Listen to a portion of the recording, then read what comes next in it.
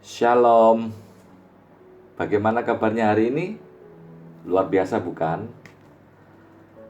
Ayo kita sama-sama belajar akan firman Tuhan, supaya firman yang kita dengar malam hari ini berguna buat yang mendengarkan maupun yang membawakan, supaya kehidupan kita semua semakin hari semakin menyenangkan hati Tuhan.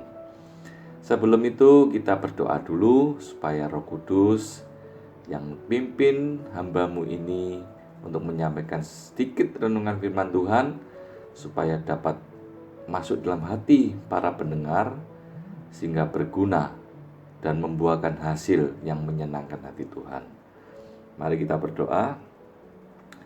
Tuhan Yesus yang baik, kami mengucap syukur Tuhan, Kau berikan kami kesehatan, damai sejahtera, sukacita yang berlimpah-limpah. Kau masih memberikan kami kesempatan untuk kami dapat mendengarkan sebagian daripada firman-Mu Tuhan. Oleh karena kemurahan-Mu, kami ada sebagaimana kami ada.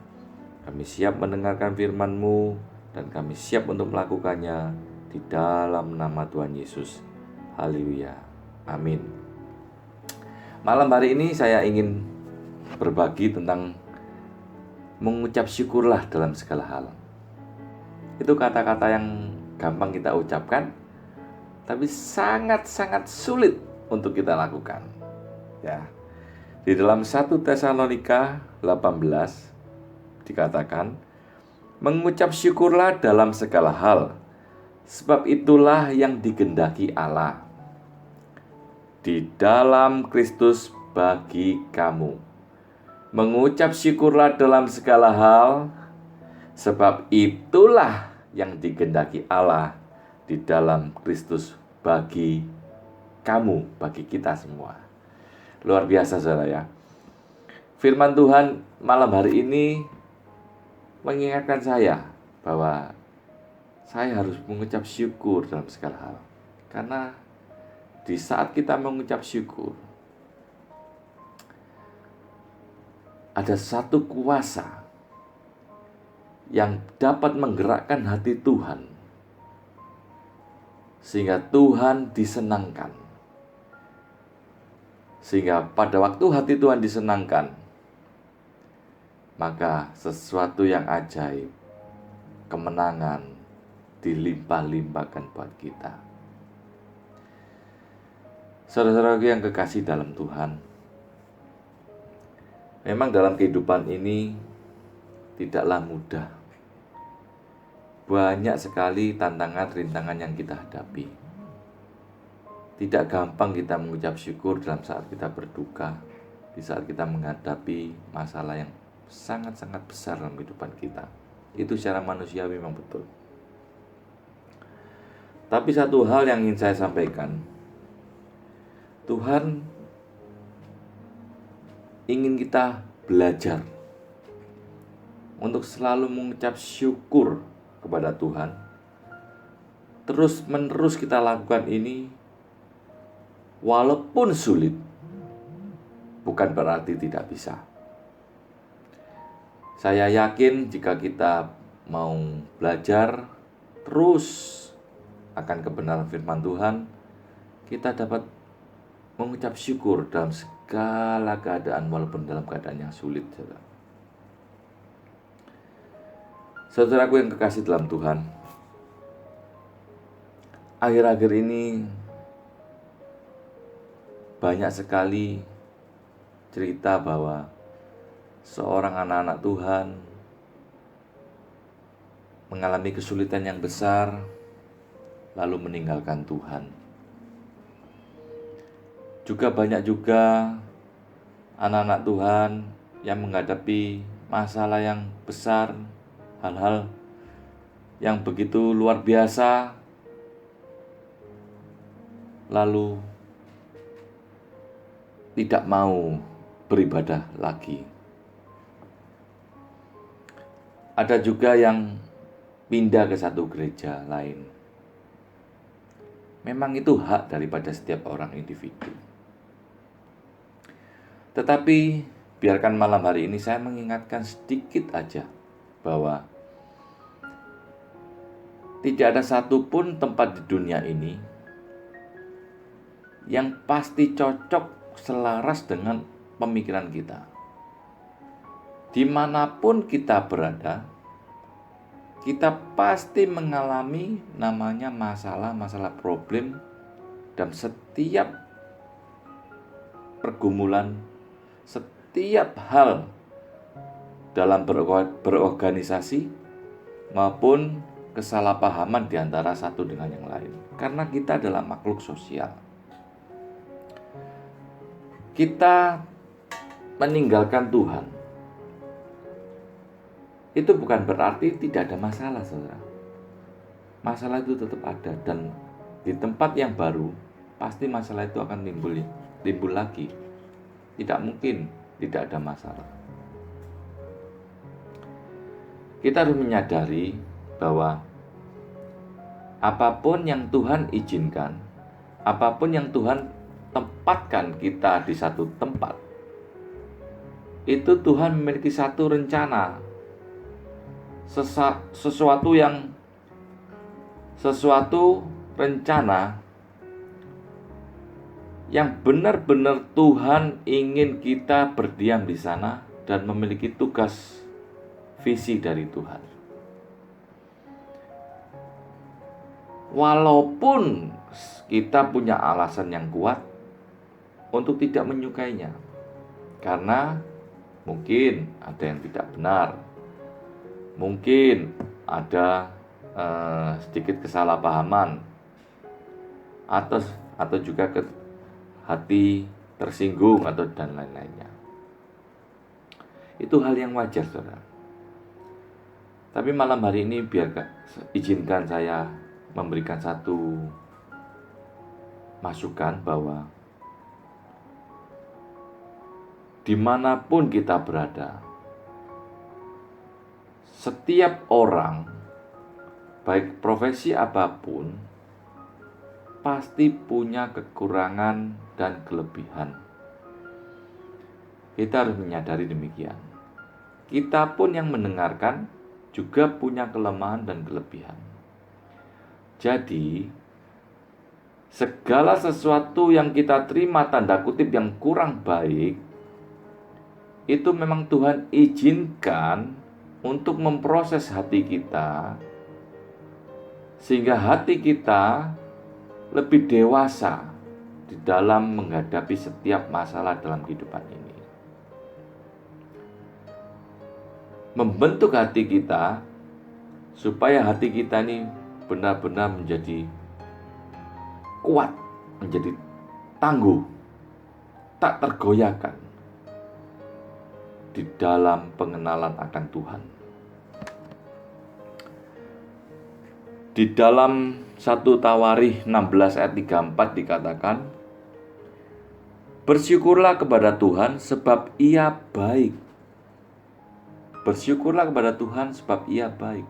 Loh, di saat kita menghadapi masalah, kedukaan atau hal-hal kesalahpahaman atau apapun, Tuhan itu tetap baik. Walaupun kita menerima yang kurang baik, seakan-akan kita protes, tetap Tuhan itu baik, karena Tuhan memiliki rencana dan maksud yang baik buat kita.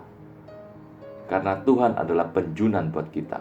Dia yang membentuk hati kita supaya kita benar-benar memiliki hati yang menyukakan Tuhan. Bersyukurlah kepada Tuhan sebab Ia baik, bahwasanya untuk selama-lamanya kasih setianya. Walaupun kita kurang setia, walaupun kita sering melakukan kesalahan, pelanggaran maupun dosa, namun Tuhan tetap setia. Kasih setianya tidak pernah berubah. Dia Immanuel, Ia selalu bersama dengan kita. Walaupun sering kali kita berbuat yang kurang menyenangkan hati Tuhan. Saudara-saudaraku yang kekasih dalam Tuhan, di saat kita bersyukur, ada di dalamnya kesetiaan. Di saat kita bersyukur, kita akan berterima kasih dan setia apa yang Tuhan berikan buat kita. Saya ambil contoh, saudara. Di saat kita memilih seseorang untuk menjadi pasangan hidup kita,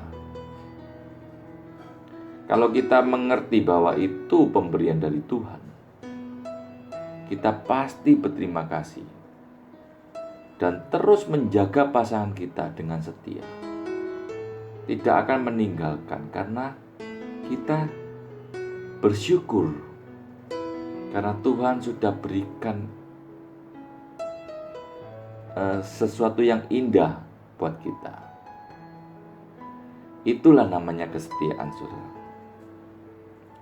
Dimana kalau kita mengucap syukur, apapun keadaan yang kurang baik pun, Tuhan memiliki rencana yang baik, saudara. Percayalah.